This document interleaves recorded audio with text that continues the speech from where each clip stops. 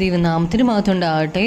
യെശയ്യാ പ്രവാചകന്റെ പുസ്തകം 55 അധ്യായം 7 മുതൽ 10 വരെയുള്ള വാക്യങ്ങളാണ് നമ്മൾ നോക്കുന്നത്. 7-ാമത്തെ വാക്യത്തിൽ, ദുഷ്ടൻ തൻ്റെ വഴിയെയും നീതികെട്ടവൻ തൻ്റെ വിചാരങ്ങളെയും ഉപേക്ഷിച്ച് യഹോവയെങ്കിലേക്ക് തിരിയട്ടെ, അവൻ അവനോട് കരുണ കാണിക്കും. നമ്മുടെ ദൈവത്തെങ്കിലേക്ക് തിരിയട്ടെ, അവൻ ധാരാളം ക്ഷമിക്കും. ദുഷ്ടത പ്രവർത്തിക്കുന്നവൻ ദൈവവചനം കേട്ടിട്ട് മാനസാന്തരപ്പെട്ട് തൻ്റെ ദുഷ്ടത വിട്ടുകളയണം. സുവിശേഷം തന്നെ ആകപ്പാടെ മാറ്റും. അവൻ ഇനിയും തനിക്കിഷ്ടമുള്ള വഴികളിൽ നടക്കാതെ ദുഷ്ടത വിട്ട് യഹോവയുടെ അടുക്കിലേക്ക് തിരിയണം. ദൈവത്തോടുള്ള നല്ല ബന്ധത്തിലേക്ക് അവൻ വരണം.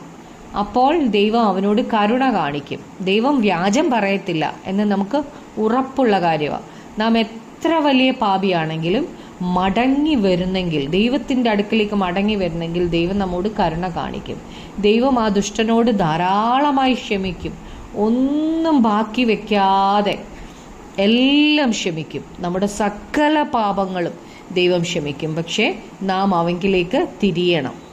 8-ാമത്തെ വാക്യത്തിൽ, എൻ്റെ വിചാരങ്ങൾ നിങ്ങളുടെ വിചാരങ്ങളല്ല, നിങ്ങളുടെ വഴികൾ എൻ്റെ വഴികളുമല്ല എന്ന് യഹോവ അരുളി ചെയ്യുന്നു. നാം ചിന്തിക്കുന്നത് പോലെ അല്ല ദൈവം ചിന്തിക്കുന്നത്. ദൈവം പറയുന്നതിൽ ലോജിക്കൊന്നും ഇല്ല എന്ന് അവിശ്വാസികളായവർക്ക് തോന്നും. എന്നാൽ ദൈവത്തിൻ്റെ ഉടമ്പടി വിശ്വാസത്താൽ നാം സ്വീകരിക്കണം. ദൈവവുമായിട്ടുള്ള ഉടമ്പടി വിശ്വാസത്താൽ നാം സ്വീകരിക്കണം. മശിഹായിലുള്ള വിശ്വാസത്താൽ നമുക്ക് പാപക്ഷമയും നീതീകരണവും പ്രാപിക്കാൻ കഴിയും. നാം ചിന്തിക്കുന്നത് പോലെ അല്ല ദൈവം ചിന്തിക്കുന്നത്. ഒരു സ്ലേറ്റിൽ എഴുതിയത് മുഴുവൻ തുടച്ച് കളയുന്നത് പോലെ നമ്മുടെ സകല പാപങ്ങളും തുടച്ച് കളഞ്ഞിട്ട് നമ്മളെ പുതിയതാക്കാൻ ദൈവത്തിന് കഴിയും. ഇത് പ്രാപിക്കാത്തവർക്ക് ഇതൊരിക്കലും പിടികിട്ടത്തില്ല. ഈ പാപക്ഷമ പ്രാപിക്കാത്തവർക്ക്. 9-ാമത്തെ വാക്യത്തിൽ, ആകാശം ഭൂമിക്ക് മീതെ ഉയർന്നിരിക്കുന്നത് പോലെ എൻ്റെ വഴികൾ നിങ്ങളുടെ വഴികളിലും എൻ്റെ വിചാരങ്ങൾ നിങ്ങളുടെ വിചാരങ്ങളിലും ഉയർന്നിരിക്കുന്നു. ആകാശം ഭൂമിക്ക് മുകളിൽ എത്ര ഉയർന്നാണോ അത്രയും ഉയർന്നാണ് ദൈവത്തിൻ്റെ വിചാരങ്ങൾ. നാം ആയിരിക്കുന്ന നമ്മുടെ വിചാരങ്ങളിൽ നിന്ന് അത്രയും ഉയരെയാണ്.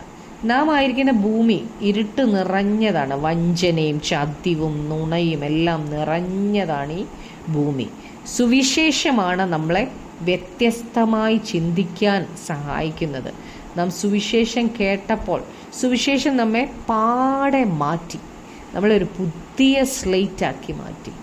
സുവിശേഷം സ്വീകരിക്കുന്നവരുടെ വിചാരങ്ങളും വഴികളും ഭൂമിയിലുള്ളതിൽ നിന്ന്, ഭൂമിയിൽ ആയിരിക്കുന്ന ലോകത്തിൻ്റെ ചിന്തകൾ ഉള്ളവരിൽ നിന്ന് ഒത്തിരി ഉയർന്നതായിരിക്കും. കാരണം ദൈവത്തിൻ്റെ മകളും മകനും ആയി കഴിയുമ്പം ദൈവത്തിൻ്റെ വിചാരങ്ങളും ദൈവത്തിൻ്റെ വഴികളും അവരെ ദൈവം അറിയിച്ചു കൊടുക്കും.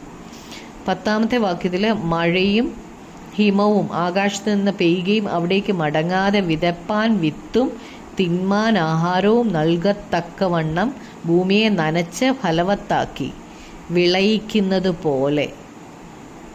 അപ്പോൾ ഇവിടെ പറഞ്ഞേക്കുന്നത്, നാം ആർക്കെങ്കിലും ചെയ്താൽ എന്തെങ്കിലും തിരികെ കിട്ടുമെന്ന് നമ്മൾ ആഗ്രഹിക്കും. ഇത് മനുഷ്യരുടെ സ്വഭാവമാണ്.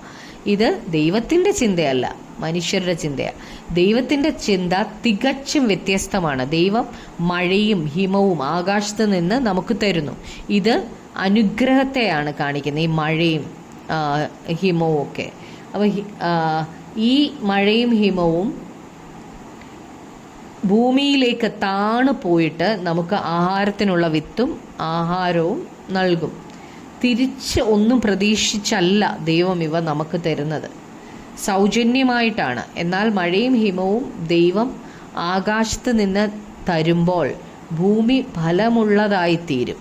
അങ്ങനെ ദൈവം നമുക്കായി കരുതുന്നു. ദൈവത്തിൻ്റെ കരുതലാണ് നമുക്കിവിടെ കാണാൻ കഴിയുന്നത്. നമ്മുടെ ആവശ്യങ്ങളായ വിത്തും ആഹാരവും ദൈവം നമുക്ക് തരുക. ഇതിന് പകരം ദൈവത്തിന് ഒന്നും വേണ്ട. ദൈവം നമുക്ക് സകലതും ഔദാര്യമായിട്ടാണ് തരുന്നത്. തിരികെ ഒന്നും കിട്ടുമെന്ന് വിചാരിച്ചല്ല ദൈവം ഇത് ചെയ്യുന്നത്. ദൈവത്തിൻ്റെ സ്വഭാവമാണിത്. ആവശ്യത്തിലിരിക്കുന്നവരുടെ ആവശ്യങ്ങൾ ദൈവം അറിയുന്നു. ദൈവമാണ് നമ്മെ മഴയും ഹിമവും ഒക്കെ തന്ന് അനുഗ്രഹിക്കുന്നത്. ഇത് ദൈവത്തിൻ്റെ സ്വഭാവമാണ്. നമുക്ക് പ്രാർത്ഥിക്കാം. കർത്താവായ യേശുവേ, അപ്പോൾ എൻ്റെ വിചാരങ്ങളല്ല നിങ്ങളുടെ വിചാരങ്ങൾ എന്നും കർത്താവേ, അപ്പോൾ നിങ്ങളുടെ വഴികളല്ല എൻ്റെ വഴികൾ എന്ന് കർത്താവ് പറഞ്ഞിട്ടുണ്ടല്ലോ. കർത്താവെ, ആകാശം ഭൂമിക്ക് മീതെ ഉയർന്നിരിക്കുന്നത് പോലെ കർത്താവിൻ്റെ വഴികൾ ഞങ്ങളുടെ വഴികളിലും അങ്ങയുടെ വിചാരങ്ങൾ ഞങ്ങളുടെ വിചാരങ്ങളിൽ നിന്നും ഉയർന്നാണല്ലോ ഇരിക്കുന്നത്. കർത്താവെ, അങ്ങയുടെ കരുതലിനായി നന്ദി പറയുന്നു. കർത്താവെ യേശുവെ, അങ്ങ് എത്ര വലിയവനാണ് കർത്താവെ. അങ്ങയുടെ വലിപ്പം മനസ്സിലാക്കുവാൻ, അങ്ങയുടെ നന്മ മനസ്സിലാക്കുവാൻ ഞങ്ങൾക്ക് കൃപ തരണമേ. അങ്ങേപ്പോലെ ആകുവാൻ, അങ്ങ് ചിന്തിക്കുന്ന പോലെ ചിന്തിക്കുവാൻ, അങ്ങ് സംസാരിക്കുന്ന പോലെ സംസാരിക്കുവാൻ കർത്താവെ ഞങ്ങളെ സഹായിക്കണമേ. കർത്താവെ, അങ്ങയുടെ വഴികൾ ഞങ്ങളെ പഠിപ്പിക്കണമേ. ഞങ്ങളുടെ പ്രാർത്ഥന കേട്ടതിനായി നന്ദി. യേശു ക്രിസ്തുവിൻ്റെ നാമത്തിൽ തന്നെ. ആമേൻ.